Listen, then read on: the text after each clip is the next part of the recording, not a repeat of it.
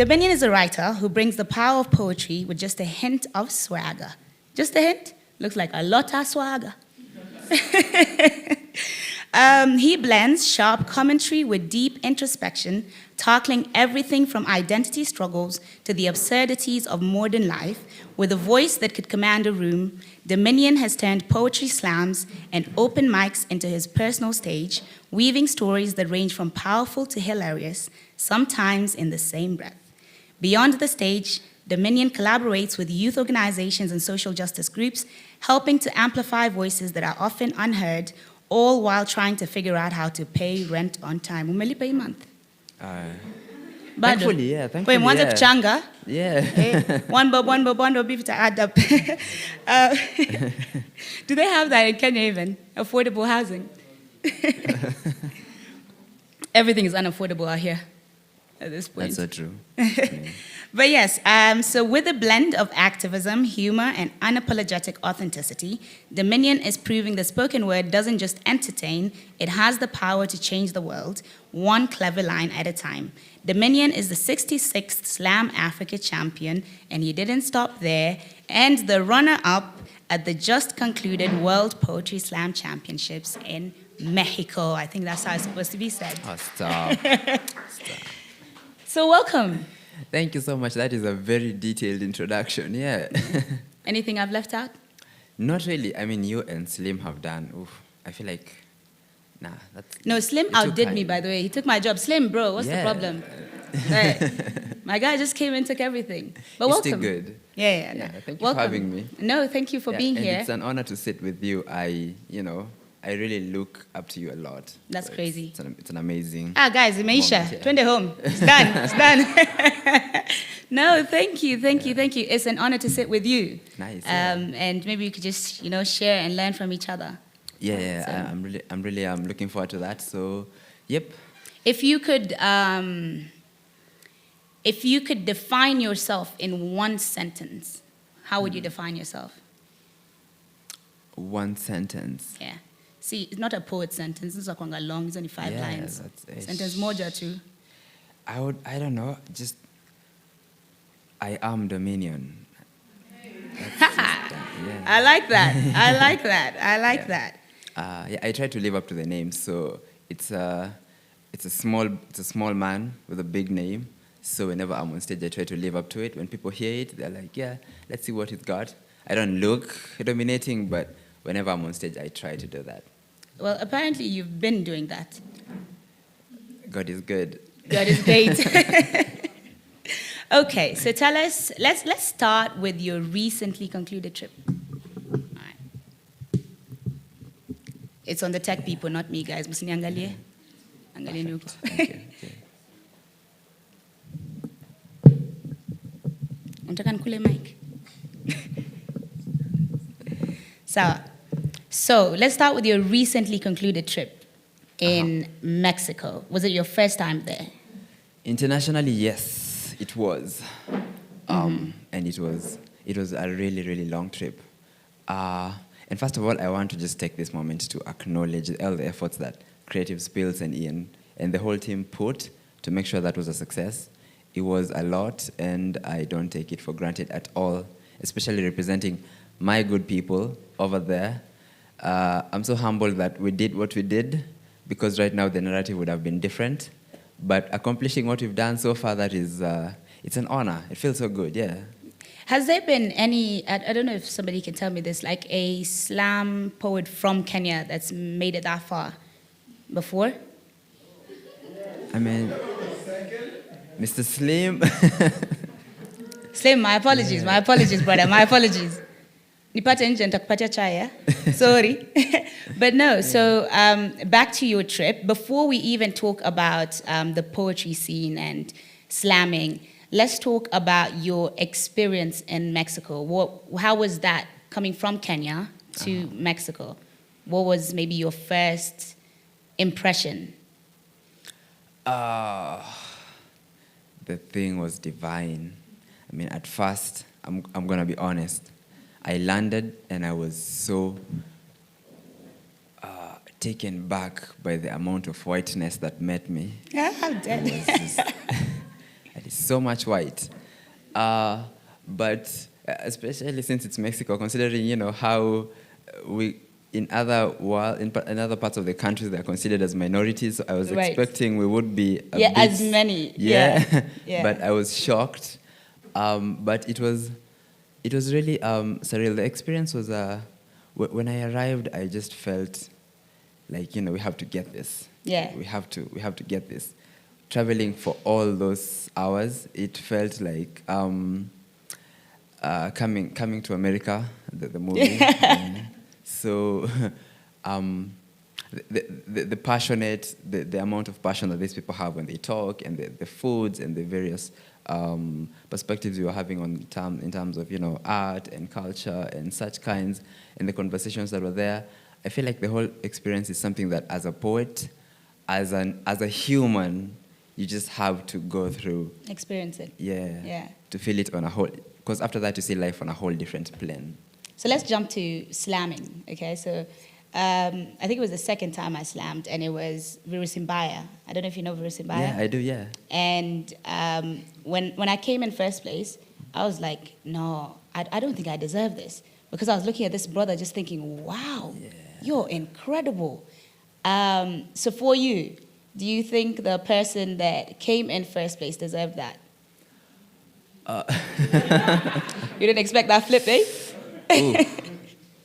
I'm pretty sure King is going to watch this, so better be careful. Pressure.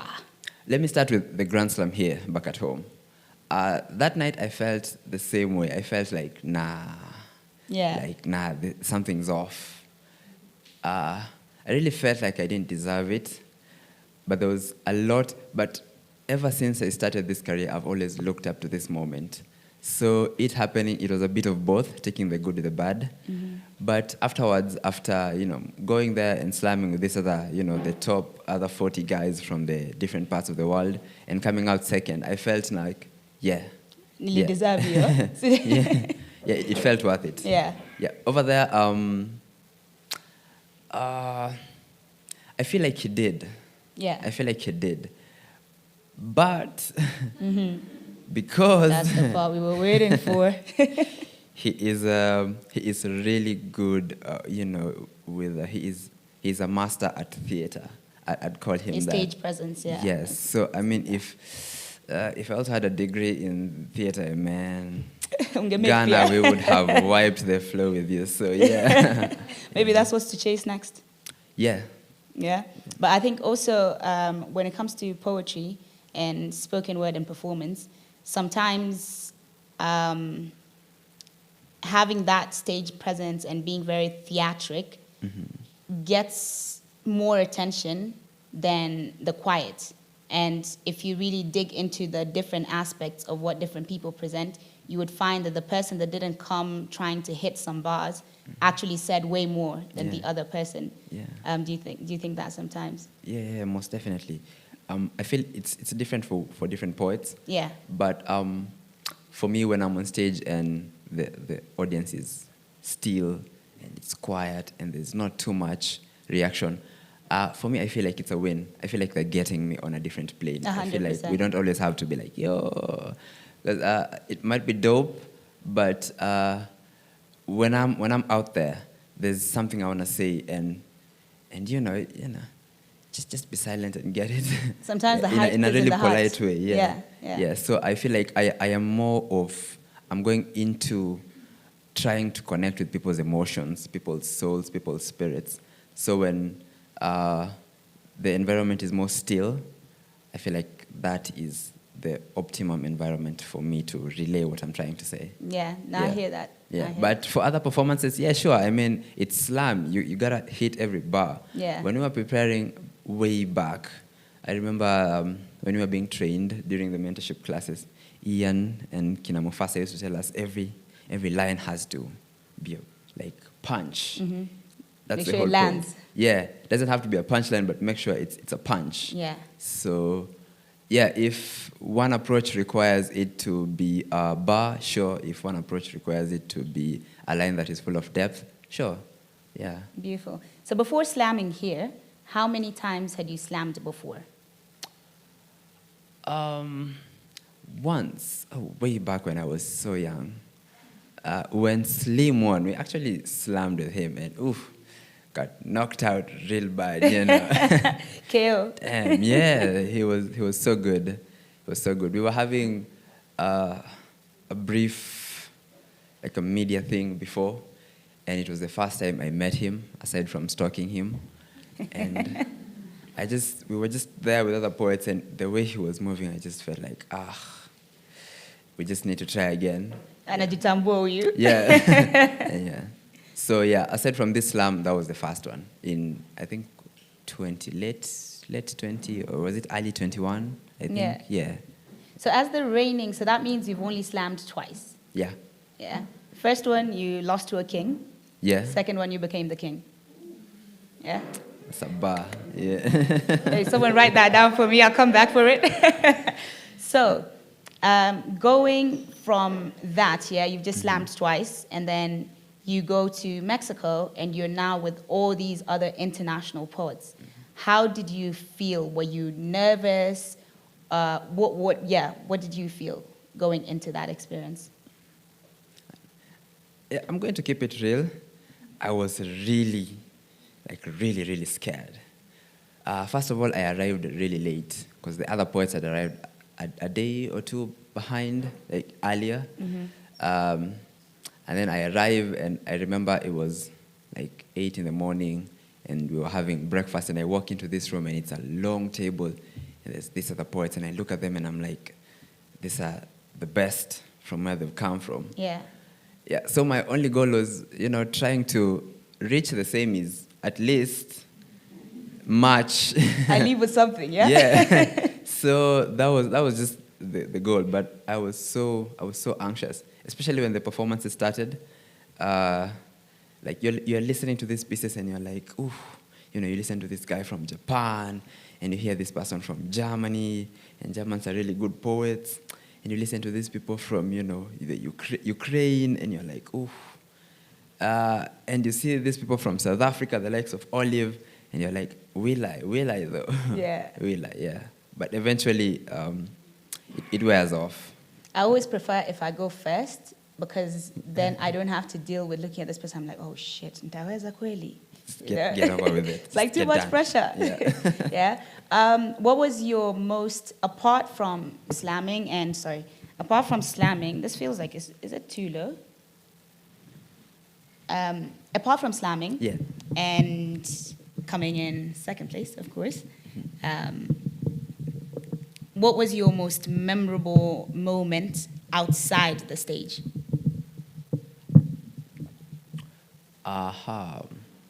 Like throughout the whole... Yeah, throughout your whole experience. Throughout the whole journey. I think it was after the finals, that Sunday evening. That was amazing because all of us were no one went to bed, so we just ordered drinks, soft drinks. Are you sure? It's okay. We listen, we don't judge. Nothing hard, and we just sat and just spoke and just like had like a bonding session for the whole night until dawn. For me, that was pretty dope because it was now the pressure's off. Yeah, it's not the a competition anymore. We're just now a community of poets just hanging out, everyone sharing their life stories. Yeah. That was it. Yeah, that's beautiful. Were you guys all staying at the same place throughout the process, or was everybody just at their own? Yeah, a majority of us were at one restaurant, one resort. Yeah, and then just a few of them were at another one, but it was like a 5-minute walk. So yeah, just like here and next door. You said restaurant. I was like, oh, a kitchen. Resort. I meant resort. It was no, I got you. Really nice resort. Yeah. No, when you first came in, because you said you came in later, had everyone sort of bonded, and did you feel like you? Yeah. Who's my homie now? I'm like, they're making conversation. They're talking about. There's this guy from Britain, the UK, and he was like, he has a huge personality. Yeah. So he's there, and I'm like, where do you fit in? Yeah. And then I'm looking, and I just found out that most of the African slammers had not made it. So I'm like, oh, this is gonna be tough. Yeah. And then when I saw King Yao, I was like, finally, Yeah. this is somewhere to start. Yeah. So, No, that's great. That's great. Do you feel like at first when you first went in, because obviously race is a thing, Yeah. right? And was there a part of you that questioned whether that played a part into most of the other African artists not making it? I think I will agree to that because there lies a really huge disparity in the levels of opportunities we get. For most of these guys, you just had to, you have your, your American passport, your Schengen visa, or, you just have to cross border. It's a train ride away. But for us, it's a whole thing.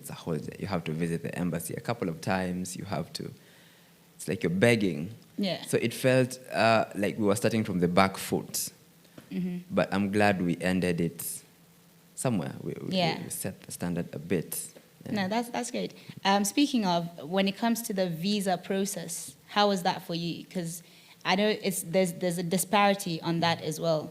And a lot of visas from African countries get rejected, especially to Europe. America, we can't really know the statistics, but there's a lot of rejection. So basically, the colonizer is making a shitload of money from just collecting visa fees. Yeah. It's a business. How was your process trying to get your papers done? I'm sure you had, help from the team and everyone. Yeah. But how was that for you? Let me acknowledge the embassy, the Mexican embassy in Nairobi, because they were really nice and they made the process really smooth. Yeah. And they were so kind. Their exact words were, we understand how this affects our relationship with the Mexican government. So they were helping out. So for other people, it might have been hard, which it's unfortunate for them. But for us, I'm glad the embassy made everything smooth. Yeah. Because they were following up. They would follow up and be like, yo, we need this, we need that. For me, it was smooth. Yeah. I'd say so. It wasn't really smooth, of course. You know how this process goes when it's... But it wasn't as frustrating but it as wasn't you could imagine it would be. They tried to make it easier. All right. So let's talk about your pieces. Was it 3 pieces? 4. 4. Yeah. How did you go about choosing what pieces to perform? What was the mental process when you're picking those pieces? Research. We had to do some research. A lot of research. Who am I kidding? It was a lot of research. But eventually, the process required, I wrote a lot. But eventually, the 4 that I settled on, I remembered what Amina had told me way back when I was slamming. She was like, because I had asked the same thing. What do I perform? You have a whole catalog. How do I pick? And she's like, pick the one that hits closer to home. Yeah. That would be easier. And I was like, sure. So that's how I picked the 4 pieces, because most of the themes that were centered on those 4 pieces are based on us. They relate to the Mexican, the Spanish people, and also just the global community. Yeah. Beautiful. So tell us about the pieces. Give us a bit of a breakdown of each piece. One by one? Yeah, please. Amam takuskia. You don't want to be winners too, you guys. That's part of your blueprint. Let's see, there were 4. There was 17. There was Mothers of a Nation. There was Valley Boy, and there was God and Silence. Silent God, yeah. So how I landed on those, let me just briefly touch on each of them. Okay. 17 and Valley Boy talk about... Valley Boy is about, now, backstory for context. I am a Kalenjin, if you have to go back to ethnicity. So we come from, the hills and the valleys. And we all know about banditry and whatever's going on down there. So that's basically the essence of Valley Boy.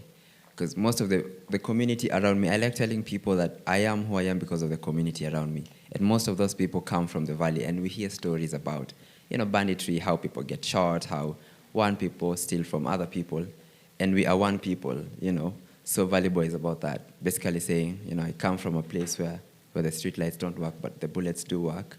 So that touches on that. So let me ask you a question before you go to the second one. Yeah. I might. This is actually a good way to go with this. So Valley Boy comes from, you speak about where you're from and your community, Yeah. right?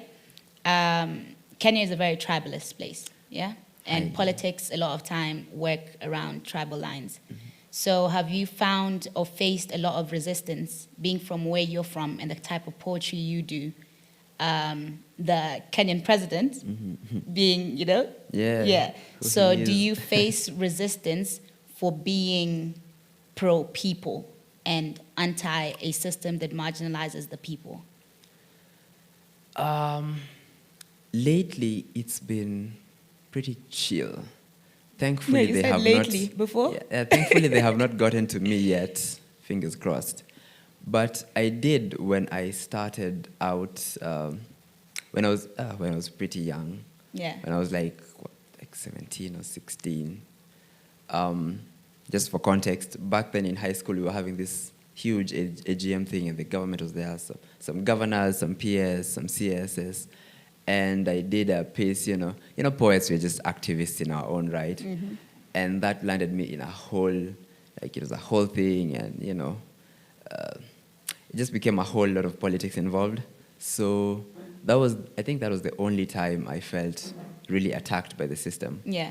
Ever since then, I try not to go at it directly.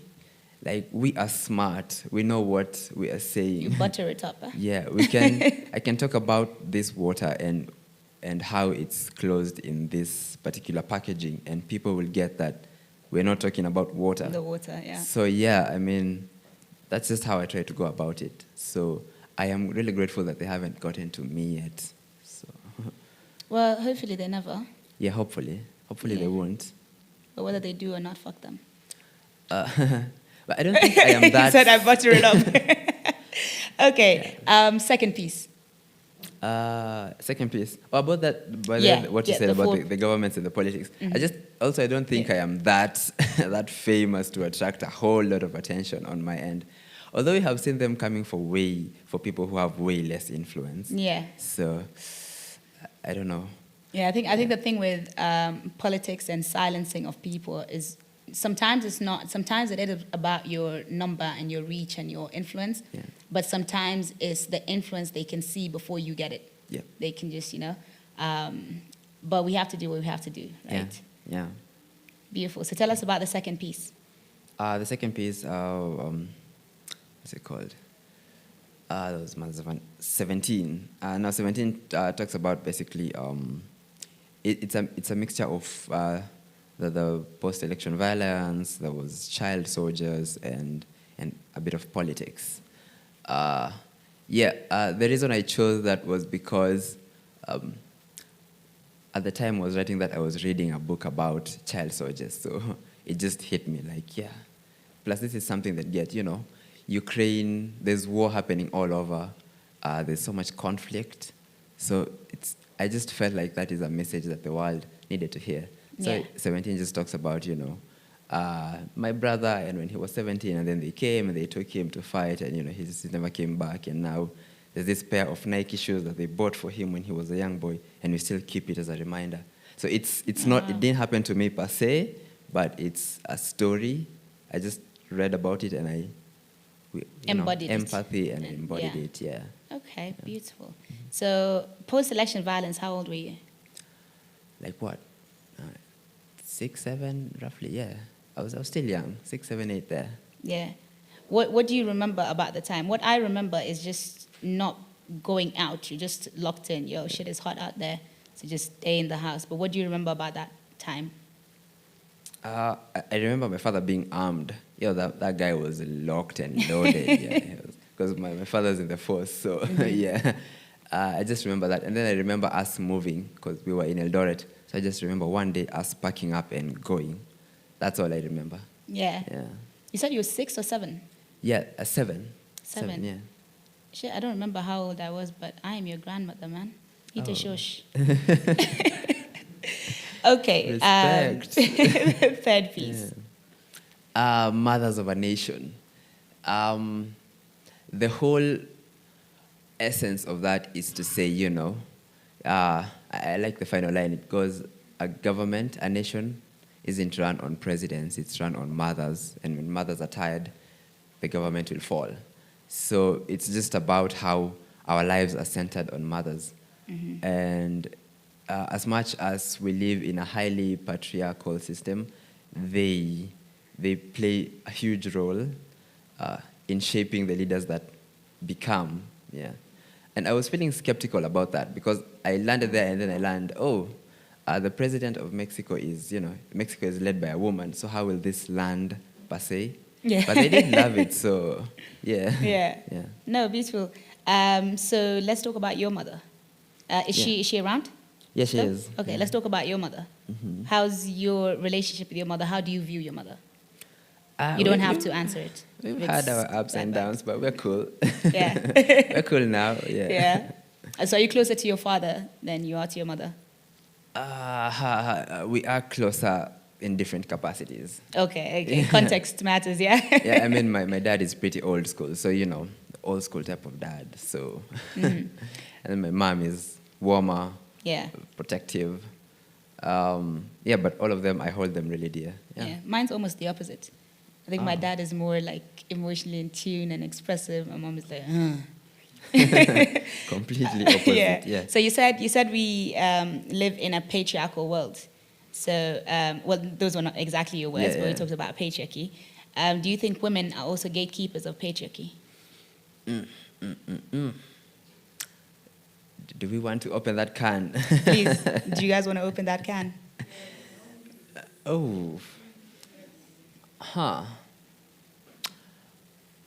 I don't think there's a direct answer, but I feel like they encourage it to a certain capacity.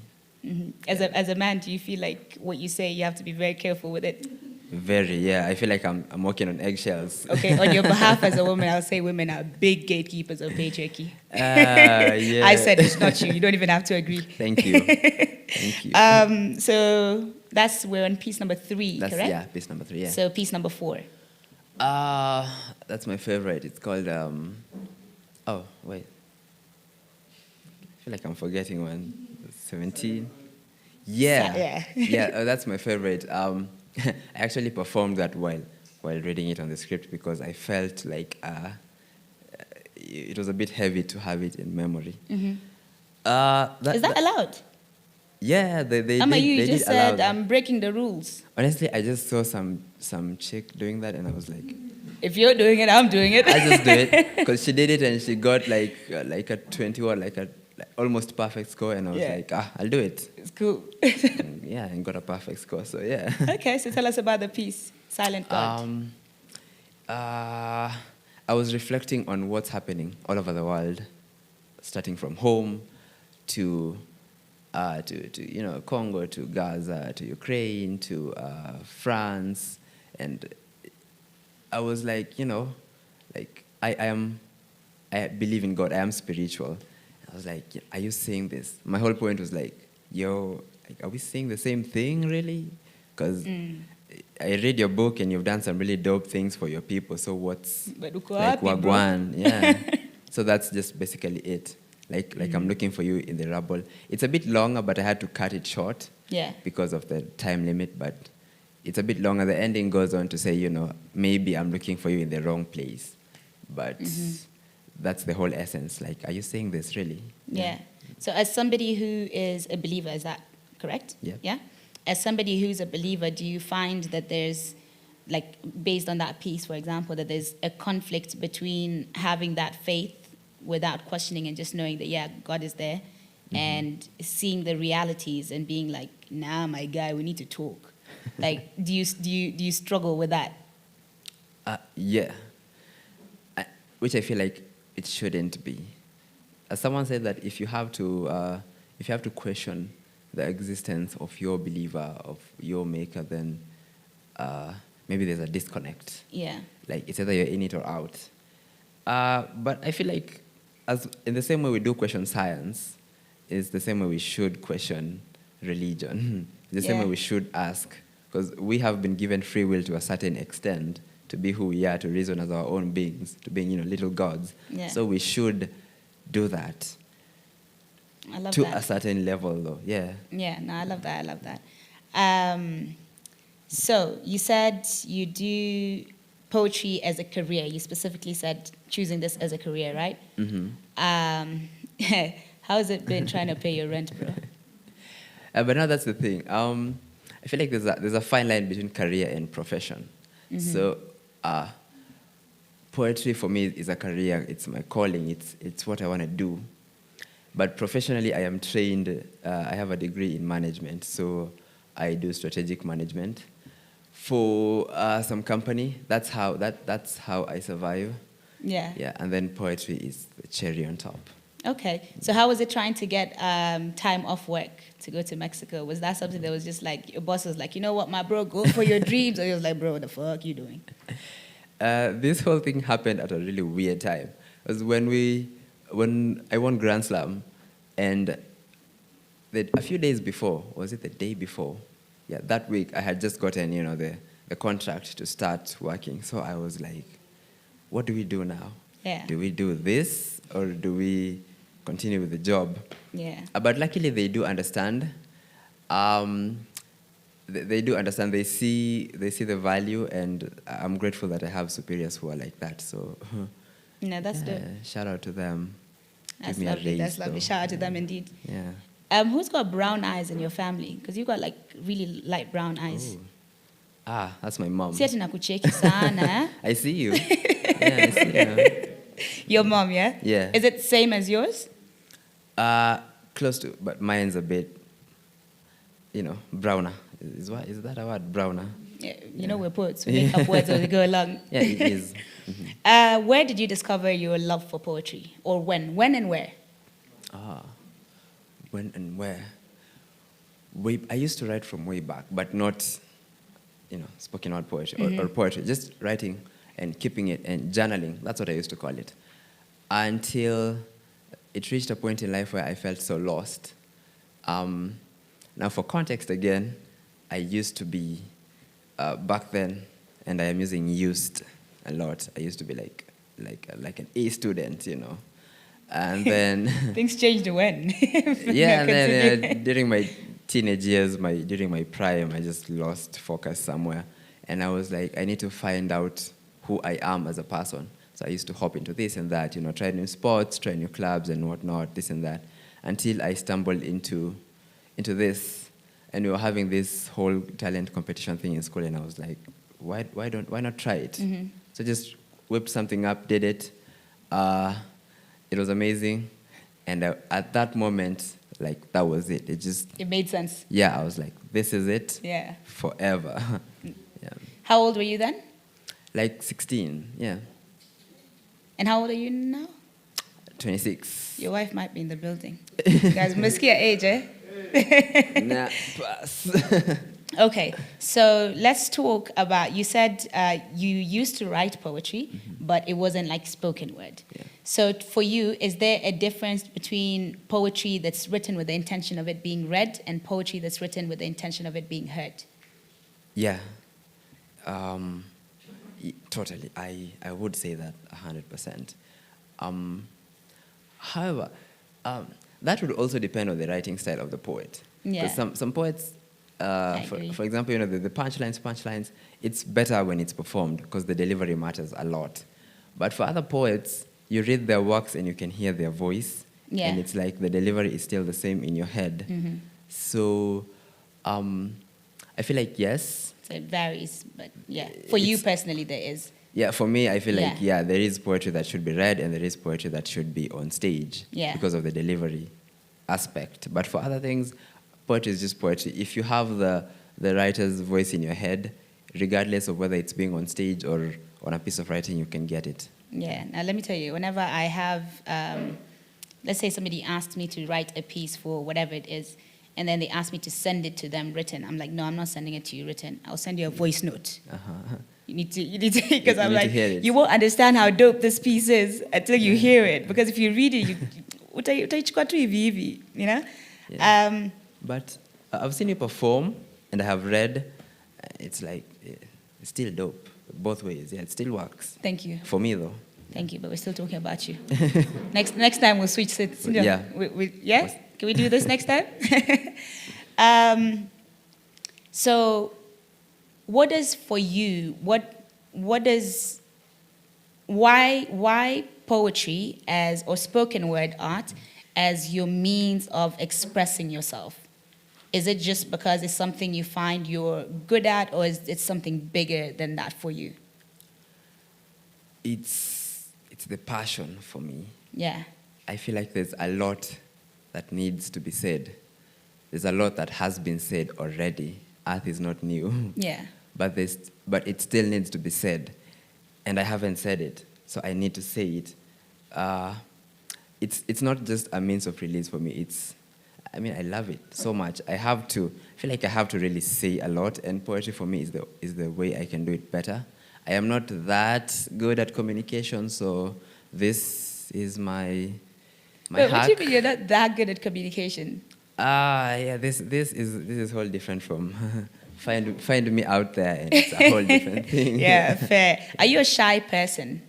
Heavily, yeah. Yeah, yeah. Because I even I think when I've watched some of your poetry on YouTube from Grand Slam, or maybe not the recent one, but a couple of months back, you can see when you start, you get to the mic, you can just feel like shyness, and then somehow it just wears off.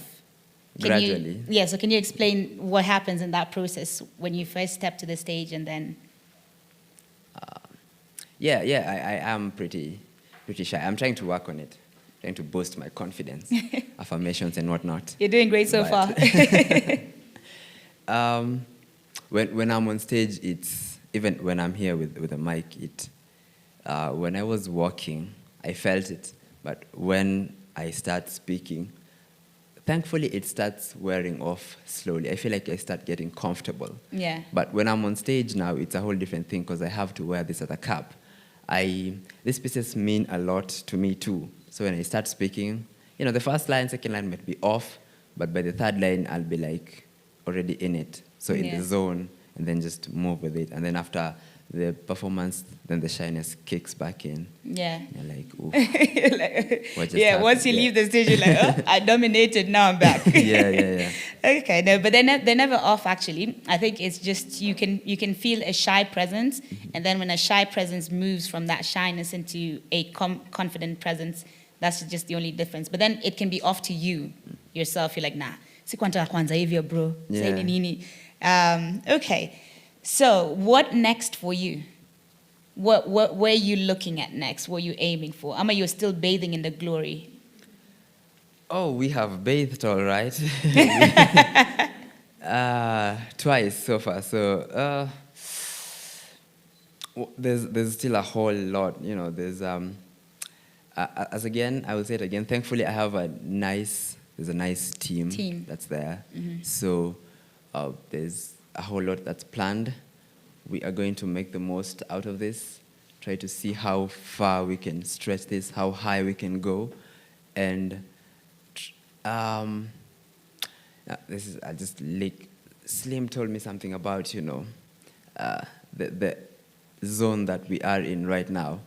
And in my mind, I'm at the point where I want to see how high we can fly. Yeah. So right now, I'm just hitting everything. Yeah. Like, bring it on. The African Cup is coming up in a few months, so let's see how high we can fly in that too. Yeah? Yeah. Where, your name, Dominion, where did that come from? That started out as a nickname. People think there's a whole huge backstory behind it, but there's this tag I used to wear, like this one, but it had the name Dominion written on it. Yeah. So I had it stitched on my sweater, and people would look at it and be like, Dominion. And then after a while, it just stuck. And then when I started out, I wanted to change it. And then I realized it already has a huge enough following behind it to start rebranding. Yeah. So I was just like... You're like, we roll with it. Yeah, just let's roll with it, yeah. Yeah, so but now you've come to love it and embodied it. Yeah, so right now I feel like I appreciate... I love that I accepted it, because it's now who I am. Yeah. That's dope. Do you ever write a piece and then you're like, this piece is so good. Will I ever write a piece like this again? Or have you got into that place where you're like, minim dope too? It'll come. Oh, I wish to get to that place where I feel like winning dope. Because I still feel like there's a whole lot to do. Yeah, sometimes there are. Sometimes you just look back. Yeah. During the slam masterclass, we were talking about when if you feel like your vibe is off, you can go back to... I make a lot of reference to Slim Shaka. I've learned a lot from him. He was telling us just go back and read your old pieces, you will find yourself. And sometimes I would do that. Preparing for the World Slam, I did that. Yeah. And I would read some of them and I was like, wow, that kid, that kid was fire. Yeah. Yeah. So, yeah. No, I love that. I love that. Let's talk about your writing process. So are you a poet who writes from inspiration? So whenever the inspiration comes is when you write, or are you a very disciplined writer, which is I'm going to write a piece every 2 days, every day, every 1 week, whatever it is, whatever comes out, comes out. I'm not going to wait for the inspiration or whatever the case may be. Oh. Do you have like disciplined poets in the house? Yeah, that's a great question. Do we actually have anybody like that?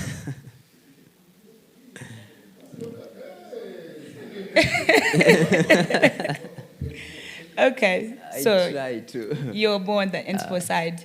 I try. Okay, preparing for the World Slam, yes. I would.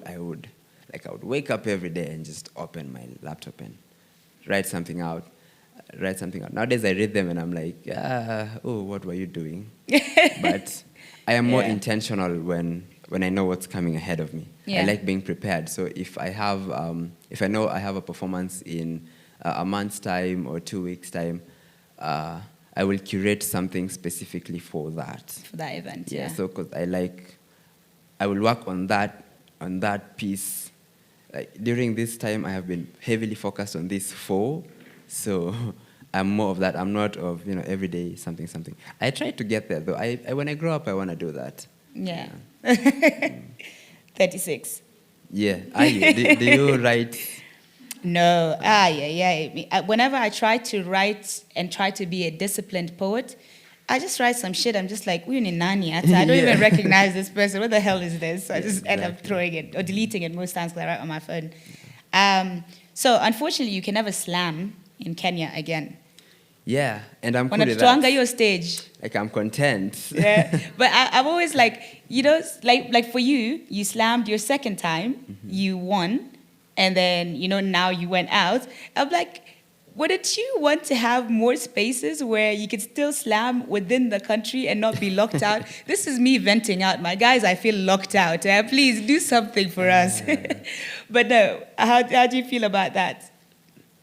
Funny enough, when I was slamming, I was hoping, some part of me was hoping, to miss out so that I can do it again. Do it again, yeah. There's a whole adrenaline thingy. Yeah. There's so much hope in there. Like, you meet a lot of people during the whole journey. But at this point, I'm content. I'm not that. For me, it's the experience is the win. For me. Yeah.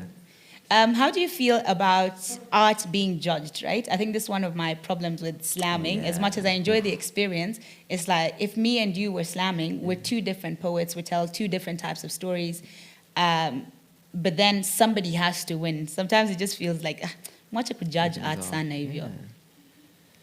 How do you feel about that whenever you're competing?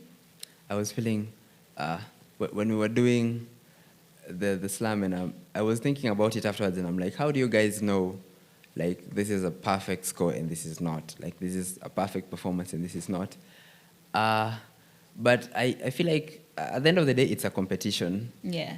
And thankfully, the judges are usually balanced. So it's a bit of both. If this one has their own way, this one has their own way. So it might have a bit of, for lack of a better word, controversy behind it. But at the end of the day, it's a competition, and people who get into it know what's at stake. Yeah. So just you just take Your it. best foot forward, take like the a L or champ. take the W. That's it. Yeah. Just go there with. Someone said it's a game of luck, and yeah, I feel like I have used there up is an a lot aspect of luck that. here lately. So yeah. So do you think you were lucky or you were just a G? Oh no, nah, I don't feel I was lucky. Oh. There was so many hours that went into this. Like, if I hadn't trained as much as I did, or did our best the way we tried to with the team, The result I would wouldn't feel be the like same. there was some luck involved. But considering all the efforts that went behind the scenes, I feel like it was worth it. Yeah. I think the Slam Africa team don't get enough credit for the energy they put behind poets. Yeah. They don't actually get much of that credit. It's a whole army. It takes a village. It's true, it does. Yeah, And they are the village. for sure. Capital, all caps, yeah. So how did your family feel about, first when you were going, have your family been supportive of your artistry, like all through? Or was there a point where there was some resistance and then maybe now they're like, shit, we don't see I'm in that far? Oh, man. Man. My brother's in the audience, so yeah. This is where and my cousin, they're here actually. Oh, they are very supportive. At least they are. They turn up. See, Yeah. Muev. Yeah, that's my brother. That's my cousin with the gang behind. That's lovely. Yeah. My sister has a creative bone behind her. That's where I actually started from. I used to read her poems, her old poems. Oh, nice. And I'd be like, that is so cool. And then it reached a point when she moved to the US, she forgot her literature, her whole catalog. Yeah. She was like, study it and then use that Like as she a left it foundation. here or she left it there? She left it here in Okay, Kenya. yeah. So I would read them and reread them and reread them and try to master her flow, her structure. And that's where we built it from. So maybe a sister kwa champe. My God. But back to what you said. Yeah, my family they've been, how do I say this? Just calm about it. Yeah. I mean, not opposing it. In high school and back in school, they were, my parents were heavily against it. Yeah. Like, we need that doctor in the family, bro. Yeah. But we are glad the way things turned out so far. When we left, actually, for context, so that you can know how supportive they are lately. Umetoka mbali. When before we left, the morning that I traveled, now that evening, I had just lost my grandmother.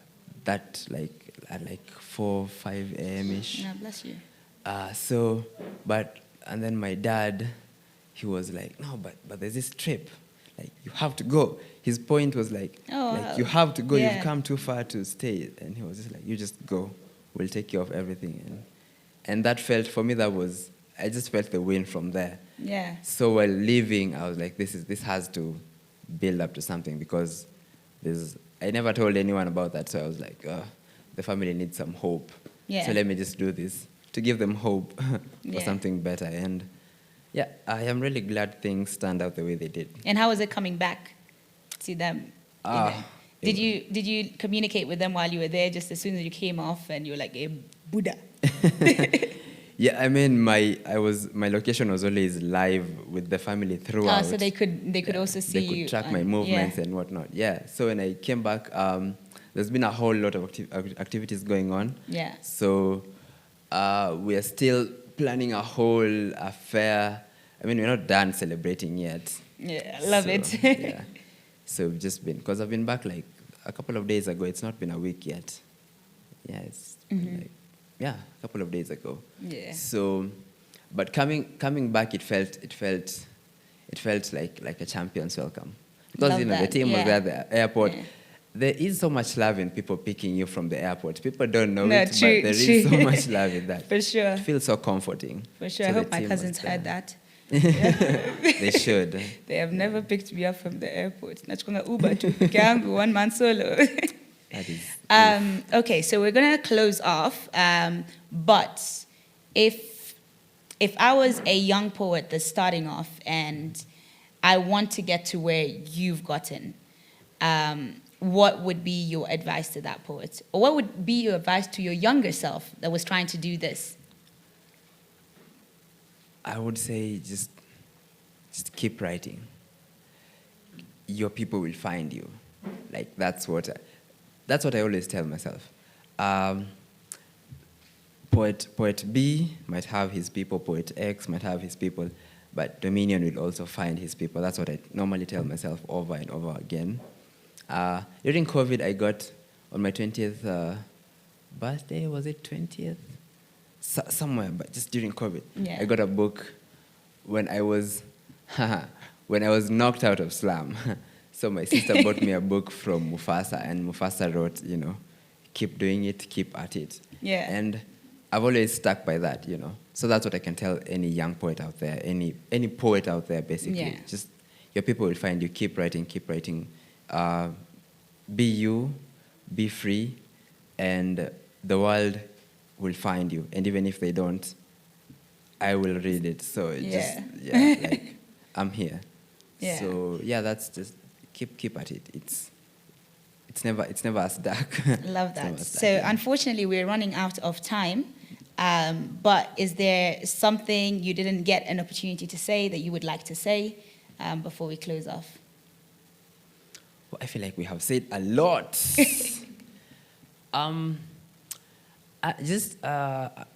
Since this will go live, I just want to give a huge shout out to just the people who made everything happen so far. This journey has been incredible. I never thought I would be where I am right now. For some people, it might look like it's a small thing. But for me, it's, not everyone gets to see their dreams definitely come not a small true. thing. Yeah, so for everyone who, I can never stand here and be like, it's me. It's never me. It's never been me. There's a whole bunch of people behind me who make everything happen. So I just want to say I'm really grateful, from the people who gave the little they could. Now this is in reference to the whole Mexico trip. Yeah. To Grand Slam, like the Kenya Poetry Slam scene, to the creative spills, to the audience and the fans, my family back at home, and the people in Mexico. Really nice guys, those guys. I love that. Really and the bold cousins here people. tonight. Yeah. The brother. The sister, my brother, cousins for coming with me. Yeah. No, beautiful. Thank you so much for being here. Unfortunately, guys, I know you're disappointed. Musilie will come back again next time. Yeah. We have to close off now. But thank you so much for being here. Congratulations once again. Thank you so much. Yeah, we can clap. Thank you.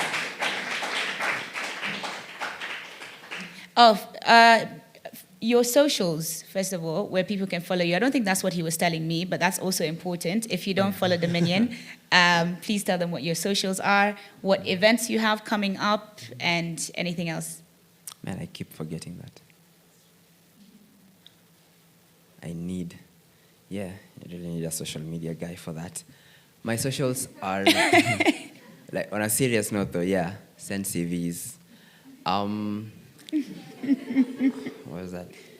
You can find me anywhere at Instagram, it's Dominion254, and then all other pages, it's Dominion Effect. So that's Dominion_effect everywhere else. I like that, like domino effect, but Dominion effect. Instagram refused, so we just stuck to Dominion254, so. All right, beautiful. Cool.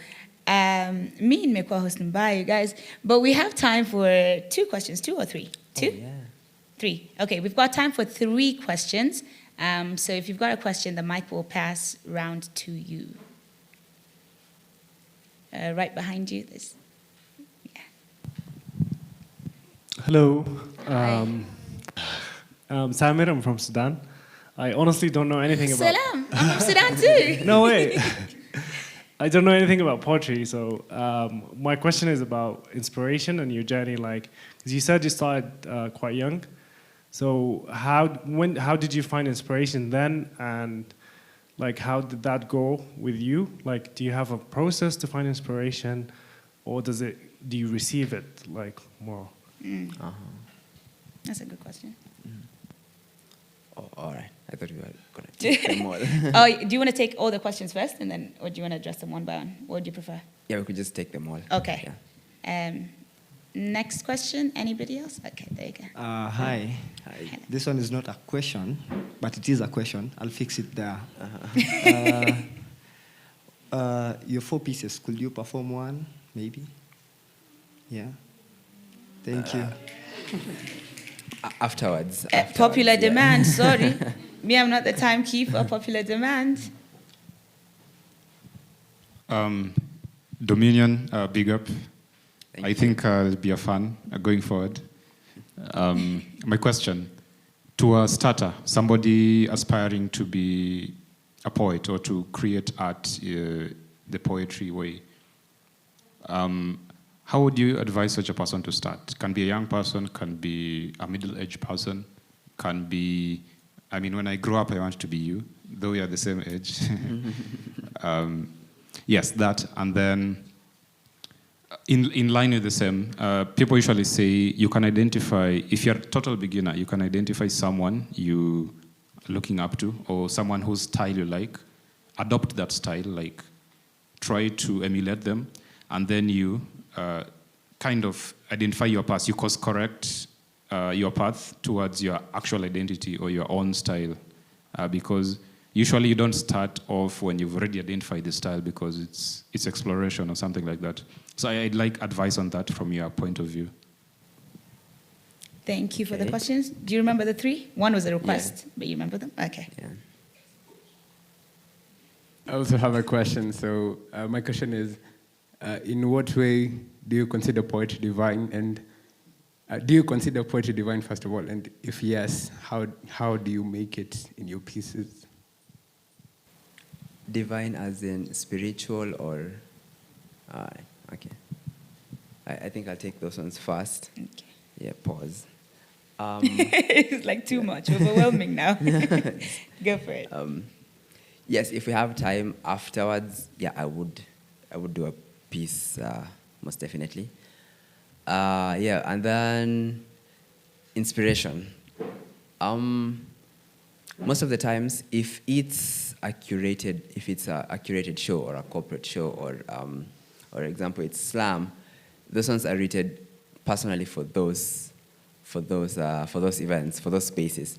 In some instances, yes, I do research to see what it goes. I feel like there's a balance between rationality and how do I call it? Not irrationality, but the mind and the heart when I'm writing. So as much as it's about here, I also target here. So sometimes inspiration comes randomly, like at really random places, and I just write. But most of the times I am intentional about it. Yeah. I hope that... and then there was about your question. If for an artist, it's... have I reached a place to tell people how to do their things? But I would say be you. For a beginner, just be you, write you. As I said before, your people will find you. There are so many styles out there, which brings me back to the thing about judging, because poetry is abstract. Everyone has their own different way of doing it. So just be you, do you, write your own way. People will find you, and then expose yourself to as much of the craft as possible. And most of the time, you'll just find like your style is leaning closer to someone's style. I mean, nothing is new under the sun, so do that. This has been going on since the time of Solomon, and before that. So, yeah, for a beginner, I'd say just do you, write you, and your people will find you.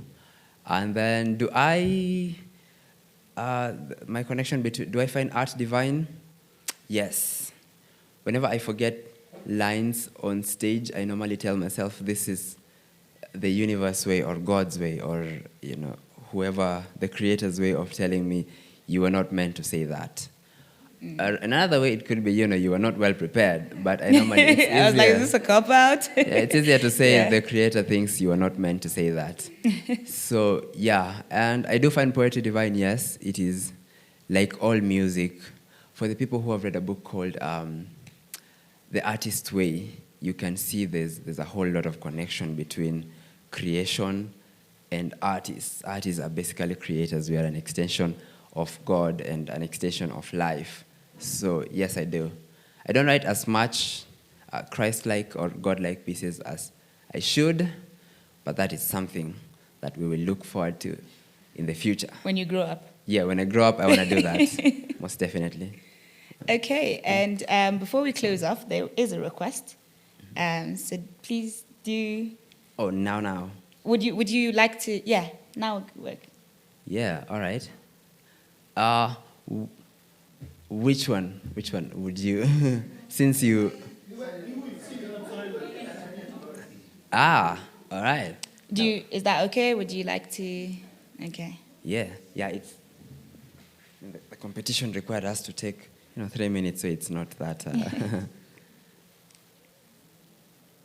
So if you'll allow me, I'll just have this here in case I... Yeah, of course, go for it.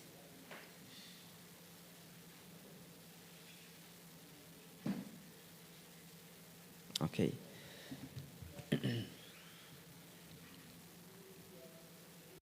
Like I'm holding on to heaven itself, whispering my wants into the night, but the stars never blinked back. So I asked my mother why God wouldn't answer. And she smiled the way mothers do when they know an answer won't satisfy a child. She said, "He's always speaking. Sometimes you just don't recognize his voice." But my mother stopped praying out loud. But I still catch her whispering at night, eyes closed like she's hiding from herself. She says God works better in silence. I think she's just tired of explaining her pain to a God she still refuses to stop loving. They tell me God listens.